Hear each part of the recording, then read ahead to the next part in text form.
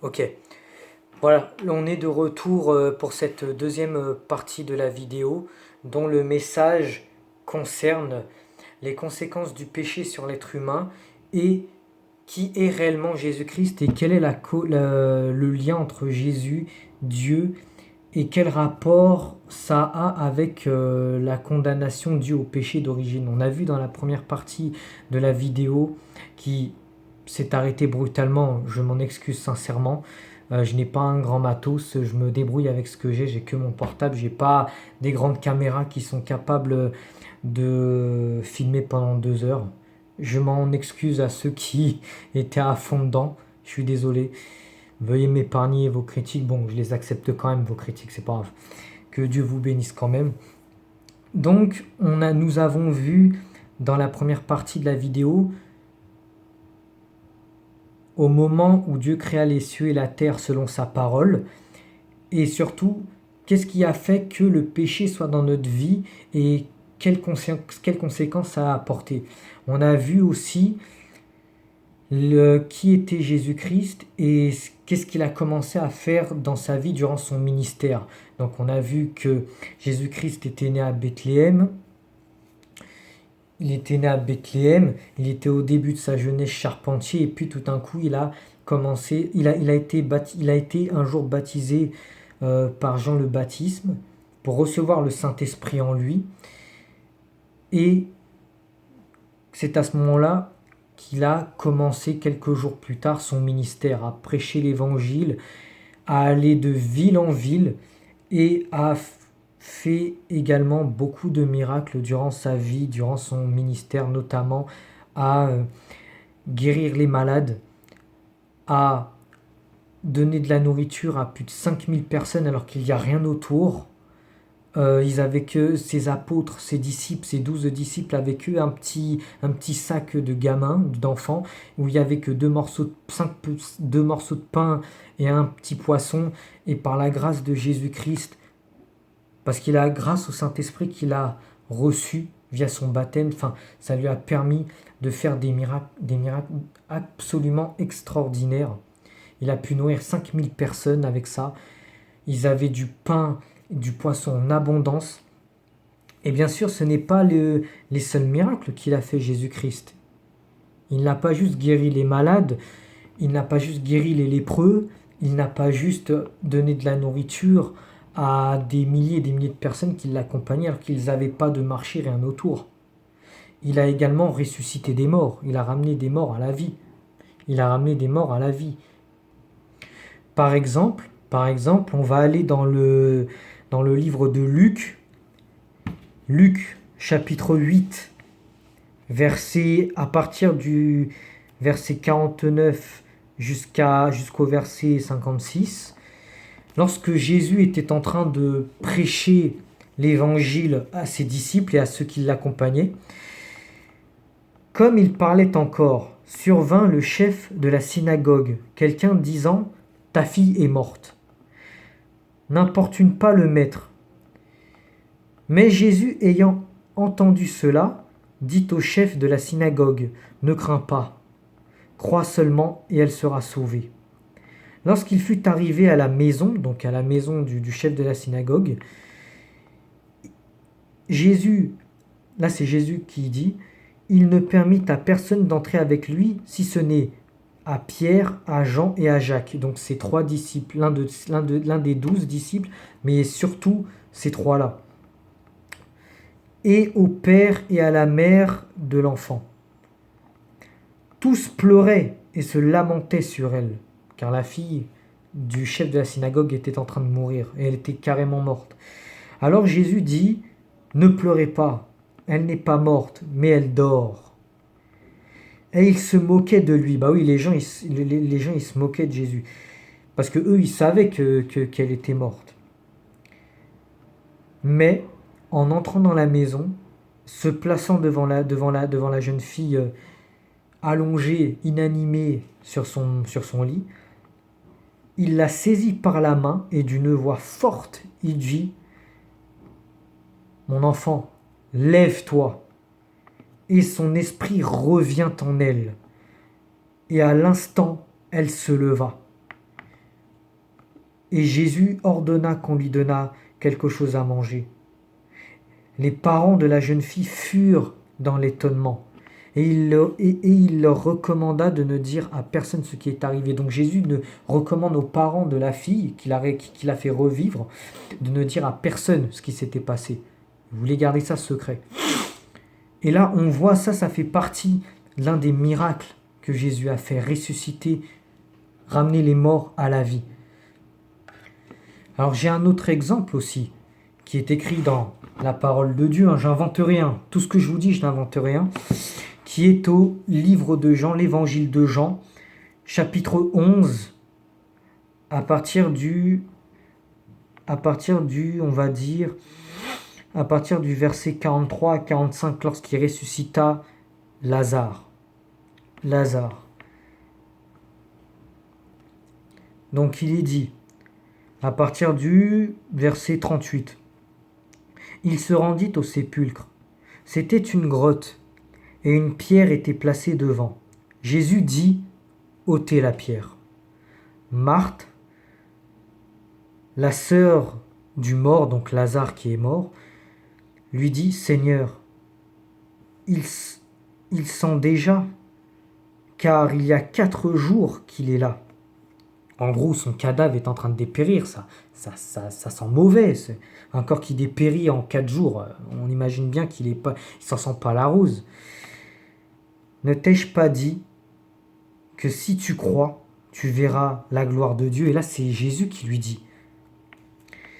Donc, ils ôtèrent donc la pierre du lieu où le mort était couché. Et Jésus leva les yeux en haut et dit, Père, je te rends grâce de ce que tu m'as exaucé. Pour moi, je savais que tu m'exauces toujours, mais j'ai parlé à cause de la foule qui m'entoure, afin qu'ils croient que c'est toi qui m'as envoyé. Ayant dit cela, il cria d'une voix forte, Lazare, sors, lève-toi. Et en une fraction de seconde, Lazare qui était mort sortit, les pieds et les mains liés de bandes et le visage enveloppé d'un linge. Jésus leur dit, déliez-le et laissez-le aller. Plusieurs des Juifs qui étaient venus vers Marie et qui virent ce que Jésus crurent en lui, mais quelques-uns d'entre eux allèrent trouver les pharisiens et leur dirent ce que Jésus avait fait. Alors les principaux sacrificateurs et les pharisiens assemblèrent le Sanhédrin et dirent, que ferons-nous? Car cet homme fait beaucoup de miracles. Et oui, ils n'en revenaient pas. Les gens n'en revenaient pas. Surtout les pharisiens, les juifs, ils n'en revenaient pas de ce que Jésus faisait, ces miracles de ressusciter des morts. Un mort dont le corps dépérit depuis 4 jours. C'est énorme. C'est énorme ce qu'il a fait. Donc voilà tout ce qui s'est passé. Ça, ce sont les nombreux miracles que Jésus a fait. Et il en a fait encore beaucoup d'autres. Durant son ministère, jusqu'à 33 ou 34 ans, Jésus a fait énormément de miracles durant son temps sur terre. Il a fait énormément de miracles. Et il a aussi beaucoup prêché. Et les pharisiens, donc les juifs, étaient remplis d'orgueil, étaient remplis d'un côté de jalousie. Et ils ne voulaient pas admettre ça. Ils ne voulaient pas admettre que ce charpentier, ce Jésus de Nazareth, et le Fils de Dieu, ça les faisait rager. Les pharisiens, ils n'aimaient pas, ils ne pouvaient pas supporter ça. Parce que pour eux, les pharisiens, c'était eux la justice, c'était eux qui appliquaient les justes, qui étaient bons devant Dieu, qui appliquaient la loi selon Moïse. Et ils ne voulaient pas admettre la souveraineté, la divinité de Jésus, l'importance que Jésus faisait et tout ce que Jésus disait quand il prêchait, quand il racontait le royaume de Dieu, qu'il était enfant de Dieu, il ne voulait pas y croire. Au contraire, il disait le contraire, il blasphémait Jésus, il disait carrément, cet homme-là, il est possédé par le démon. C'est un fanatique, c'est un menteur. C'est un menteur, un blasphémateur. ils ont cherché à le faire mourir. Alors qu'est-ce qui s'est passé à la fin? Jésus, donc les pharisiens, ils ont dit, on va interroger ce Jésus. On va interroger ce Jésus, et l'un de ses disciples, Judas Iscariote, l'a livré aux Romains. Et Jésus a été livré donc devant le cours de justice chez les Juifs. Et on l'a tenté plusieurs fois. L'un des pharisiens, donc l'un des chefs, il lui a dit carrément, je vais te poser une question très claire. Es-tu le Messie, le Fils de Dieu? Et Jésus a une réaction mais extraordinaire. Il aurait pu dire non, je suis juste un prophète, c'est bon. Non, il a carrément dit, je le suis. Je suis le Fils du Dieu vivant. Et vous verrez les cieux ouverts, et le Fils de l'homme debout à la droite de Dieu. Et à ce moment-là, le chef des pharisiens, il est rentré dans une colère pas possible. Il a dit, écoute, ô Israël, notre Seigneur Dieu, l'Éternel est le seul et unique Seigneur. Il a carrément déchiré sa blouse, qui était interdite à l'intérieur du lieu. Et à ce moment-là, Jésus a été emmené à Rome, où il a été jugé à Pilate, le sacrificateur romain. Et même là, Pilate lui a dit, qui es-tu? Est-ce que tu es roi? Et Jésus lui a carrément dit, tu l'as dit, je suis roi. Je suis roi. Si mon royaume était de ce monde, mes serviteurs auraient combattu pour moi. Jusqu'au bout, Jésus, il est resté vrai, sincère. Il aurait pu dire, juste pour sauver sa vie, il aurait pu dire, non, je suis pas roi, c'est bon, me tuez pas, me condamnez pas à mort, c'est bon. Et à la fin, Jésus, il a gardé sa voie droite. Il n'est pas allé à gauche ou à droite, il n'a pas essayé de chercher une porte de sortie, non, il a dit, c'est là où je vais. Parce que Jésus, il voulait que ça se passe comme ça, selon les Écritures, selon cette belle parole de Dieu. Et du coup, il a été condamné à mort par le peuple, parce que Pilate, il ne voulait pas avoir ça sur la conscience, dire « Mais cet homme n'a rien fait de mal ». Il le savait au fond de lui. Et il savait quelque part que ce Jésus n'était pas un homme ordinaire. Il y avait quelque chose, il y avait quelque chose qui n'allait pas en fait avec lui. Il n'a rien fait de mal et il sentait que cet homme n'était pas ordinaire. C'était pas un charlatan, un enchanteur, un mec qui se prend pour je ne sais pas qui, un fou, non. Il sentait qu'il avait quelque chose de spécial, de pas humain en lui. Jésus a été condamné à mort parce que Pilate a tellement pas voulu avoir ça sur la conscience, parce que les pharisiens voulaient le faire tuer, ils voulaient qu'il meure. C'est un blasphémateur, faut le tuer. Donc Pilate, il a dit, je vais laisser le peuple décider, le peuple de Jérusalem décider. Alors, deux condamnés à mort étaient en face. Il y avait Jésus et l'autre, il y avait Barnabas, qui était un criminel qui a tué un Romain, un ennemi des Romains, un ennemi de Rome, quoi.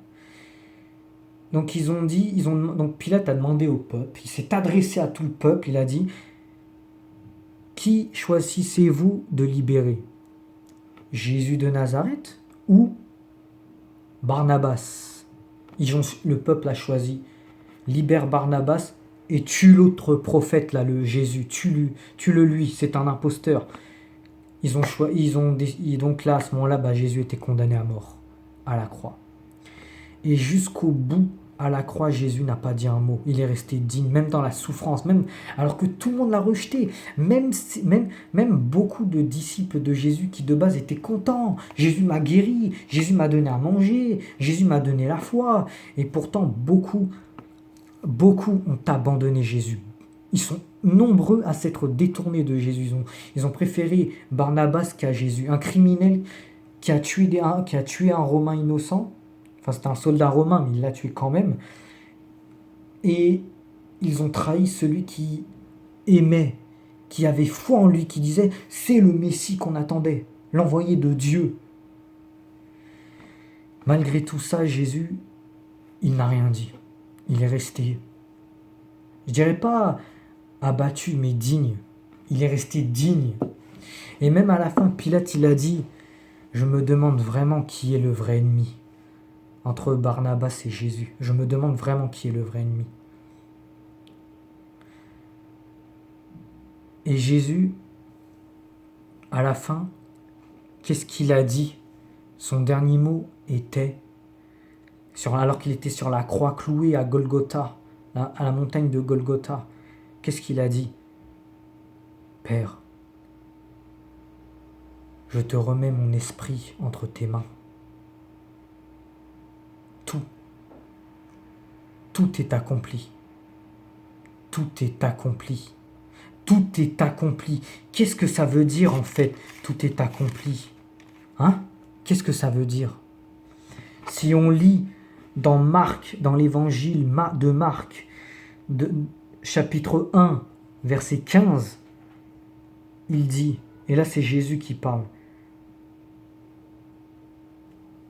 tout est accompli. Pardon, je me suis trompé.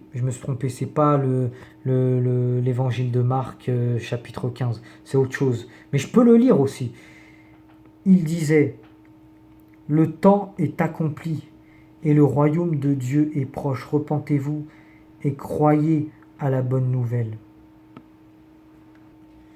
Mais en tout cas, Jésus, quand il rendit son dernier souffle, il dit, tout est accompli. Mais tout est accompli. Qu'est-ce que ça veut dire en fait? Qu'est-ce que ça veut dire? Ça veut dire que, comme je l'ai dit, et d'un côté c'est une bonne chose que j'ai lu Marc 1, verset 15, même si, autant pour moi c'était pas fait exprès, mais d'un côté c'est vrai ce que j'ai dit. Quand Jésus dit quand il dit tout est accompli, ça veut dire également le temps est accompli, selon les Écritures, selon le plan de Dieu, le plan parfait de Dieu. Dès le moment où Jésus a été crucifié, son sang a coulé, toi, moi, tes parents, ta famille, le monde entier, peu importe les religions, peu importe qui tu es, on a été guéri on a été délivré de l'esclavage du péché et ça nous a donné l'opportunité de nous remettre en ordre avec Dieu et ça nous a donné une seule et unique chance d'échapper à l'enfer éternel à une condition, c'est de croire en Jésus-Christ, de croire en sa mort, de croire en sa résurrection, car il est dit, le Fils de l'homme, donc Jésus, sera crucifié, mis à mort, et sera enseveli et mis au tombeau, et le troisième jour, il ressuscitera parmi les morts. Il ressuscitera et il montera au ciel et sera aux côtés du Père, assis à sa droite. À ce moment-là, la condition pour être sauvé, c'est de croire en Jésus. Ni point barre. Il n'y a rien d'autre à ajouter à ça. Il n'y a rien à changer, il n'y a rien à dire. Il n'y a rien à dire. Maintenant, une question très importante. Pourquoi est-ce qu'on dit que Jésus, et là je pense que cette question elle va faire beaucoup de bien à plus d'1 milliard de personnes qui croient connaître Dieu, qui croient connaître Jésus par rapport à leur religion et tout, mais qu'en réalité ils sont complètement égarés parce que la religion elle égare, la religion elle-même n'est pas dans la vérité Et je parle pour toutes les religions du monde, la religion en elle-même. Pourquoi est-ce que on dit Jésus, pas nous, Jésus lui-même dit qu'il est fils de Dieu? C'est quoi le rapport? Si on reprend ce que j'ai dit au tout début de la vidéo, si on retourne dans le livre de la Genèse, donc prends ta Bible si tu en as une, si tu n'en as pas une, écoute et surtout ouvre ton esprit. Quand il dit à la Genèse, au commencement, Dieu créa les cieux et la terre. Donc, la terre était informe, vide, il y avait des ténèbres. Et surtout, quand il dit à la Genèse, chapitre 1, verset 3, Dieu dit que la lumière soit et la lumière fut. D'accord ? Verset 6. Dieu dit qu'il y ait une étendue entre les eaux et qu'elle sépare les eaux d'avec les eaux, etc. Et ça a été fait.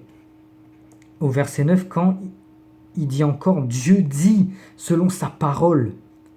Selon sa parole. C'est sa parole. Dieu a créé le monde avec sa parole. Sans sa parole, rien ne serait créé.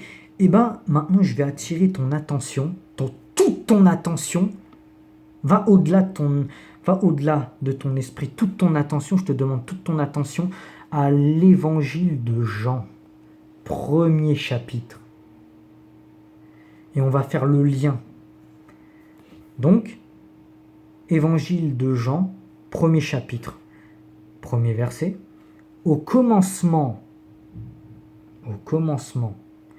était la parole, et la parole était avec Dieu. Et la parole était Dieu. Elle était au commencement avec Dieu.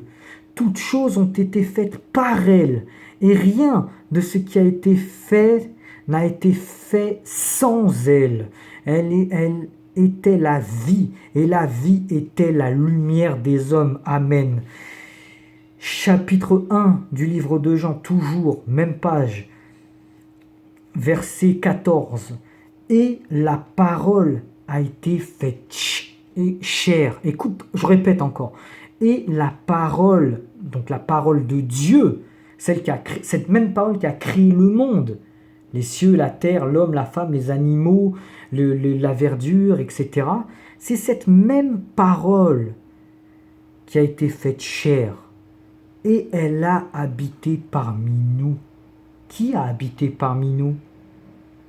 C'est Jésus. Pleine de grâce et de vérité. La vérité, c'est qui? C'est Jésus. Parce que Jésus est la parole. Et dont la parole a créé les cieux, la terre, l'univers, la lumière, tout. Et nous avons contemplé sa gloire. Une gloire comme la gloire du Fils unique venu du Père. Amen. Donc, reprenons. Au début de la Bible, à la Genèse, dit quoi? Au commencement, Dieu créa les cieux et la terre, selon sa parole. Dieu dit, selon sa parole, que la lumière fût et la lumière soit. D'accord? Il créa l'homme à son image, selon sa parole. Il créa les étendues d'eau qui devient une partie le ciel, une partie la mer, les fleuves, les continents, dans lequel tu te baignes, dans lequel où tu peux te faire baptiser, où les bateaux naviguent, où il y a des poissons dedans, là. C'est cette même mer que Dieu a créée selon sa parole, selon sa propre parole, sa magnifique parole. Et là, dans le livre de Jean, il est redit encore pratiquement la même phrase. Au commencement était la parole. Et la parole était avec Dieu. Et la parole était Dieu. Et elle était au commencement avec Dieu. Donc au commencement, cette même parole était déjà avec Dieu, et elle était Dieu. Toutes choses ont été faites par elle, et rien de ce qui a été fait n'a été fait sans elle.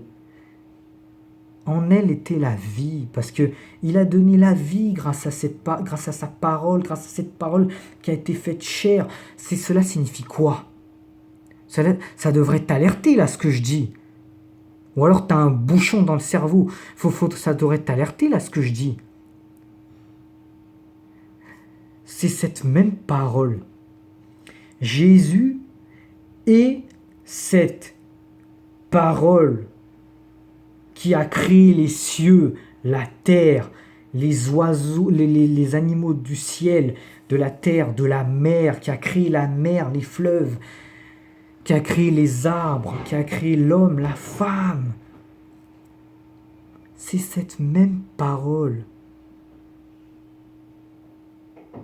C'est cette même parole qui a fait que toi, tu es ici aujourd'hui, moi, nos parents, nos familles, nos amis, nos collègues, les gens que nous aimons, même les personnes qui nous aiment pas.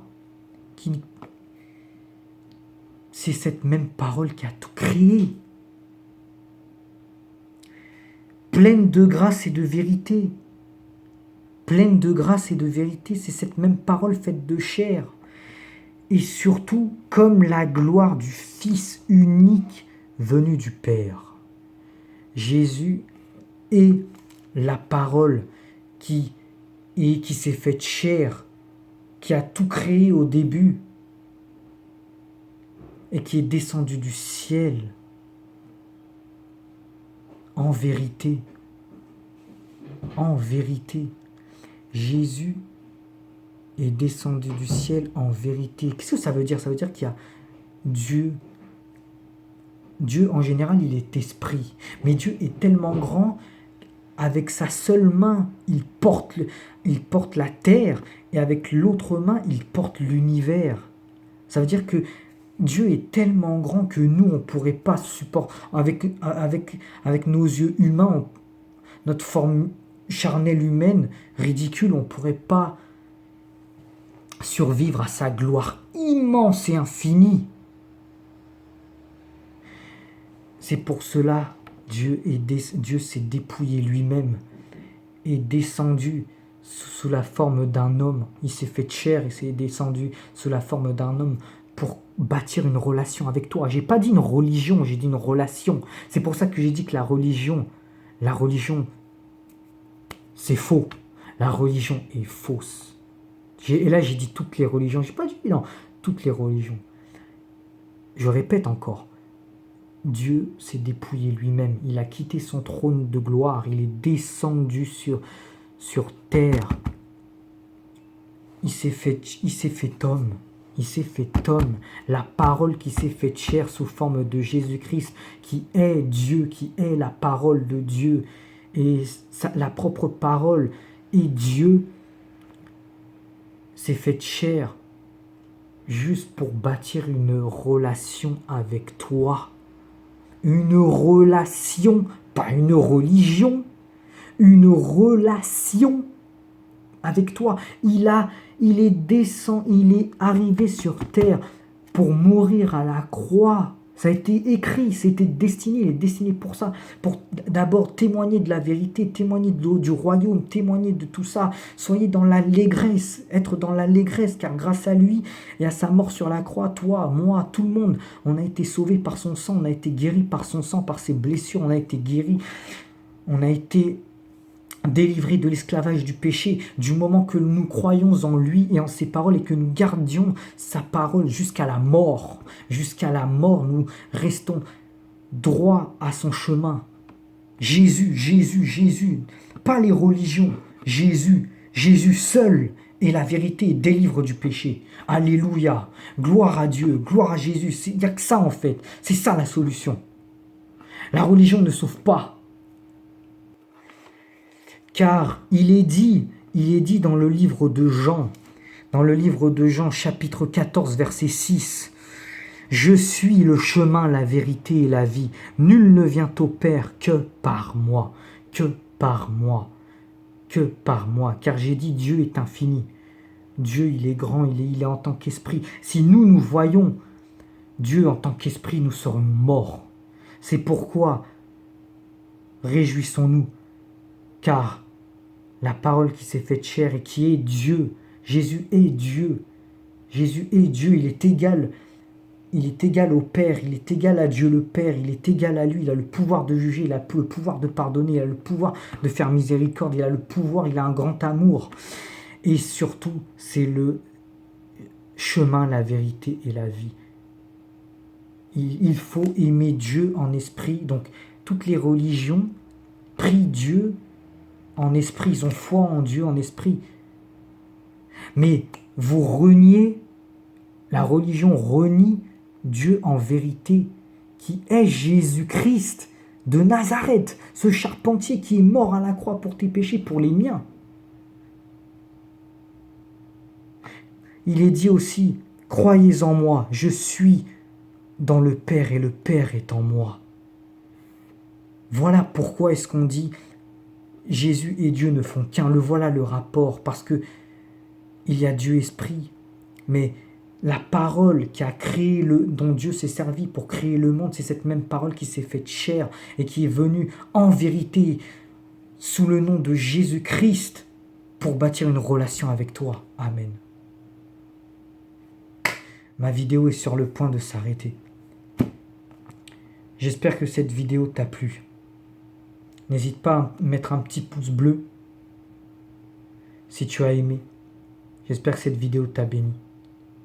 J'espère que tu vas commencer petit à petit à comprendre vraiment les choses et que tu vas commencer à t'intéresser à cette parole, parce que tout ce que je dis, je n'invente rien.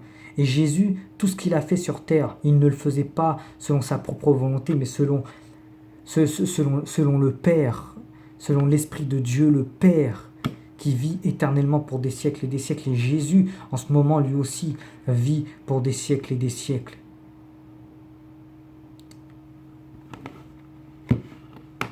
T'inquiète pas, si t'as pas bien compris, je vais refaire des tas de vidéos où tu vas comprendre encore plus en détail. J'espère que cette vidéo t'a plu. Je te dis à une prochaine fois. Et que Dieu te bénisse dans le nom de Jésus-Christ. Repens-toi à Jésus. Crois en Jésus. Voilà pourquoi c'est si important de croire en Jésus. Et pas les doctrines mondaines ou la religion, je sais pas quoi. Que Jésus. J'expliquerai aussi comment est-ce que la religion a été créée. Et ça vient aussi dans les temps très anciens. Que Dieu te bénisse, que Dieu te fasse voir la vérité, que Jésus entre dans ta vie, que le Saint-Esprit entre en toi et te fasse voir la vérité. Amen.